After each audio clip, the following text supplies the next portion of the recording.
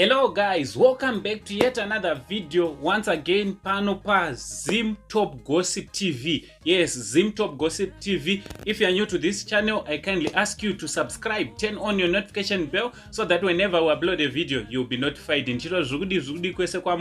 Yes, thanks very much for your unwavering support. Yamnoramba mchipa pa channel page.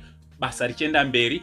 So guys, pane nyaya iri kunetsa mastreets social media nyaya iri kuiradza kuti yakupindurwa nemacelebrities akasiyana siyana. Unowo comic pastor abva ataurawo mashoko ari panapa ataura mashoko ari panapa ari kuratidza kuti zvoni panofanira kuitwa justice for this little girl uyo akanga ane 14 years anonzi yememory Machaya akashayikira kubocha pashiraini yesvondo yekwamarange. Anditi uyo akanga apona mwana achibva ashayika. Chinova chinhu chinorwadza, chinhu chiri kushungurudza vanhu vakawanda mastreets social media, chiri kushungurudza vanhu vakawanda kuti aiwa svondo iyika, these people should be stopped. And something must be done. The government must do something about this.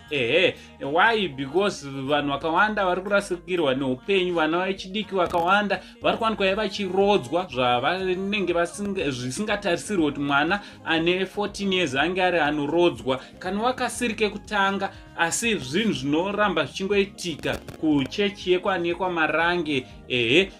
Menoti munozviona sei also maititi vari kuti zvoni pakasaitwa something, aiwa vari kuti zvoni vachaenda ikoko vachaita kuti vanzwike. Anditi chinova chinhu chiri kuratidza kuti chiri kubata vanhu vakawanda. So munofungewo nechechi yekwamarange nemitemo yavo iyo inoratidza kuti inodzvinyirira vana nevanhukadzi kunyanya.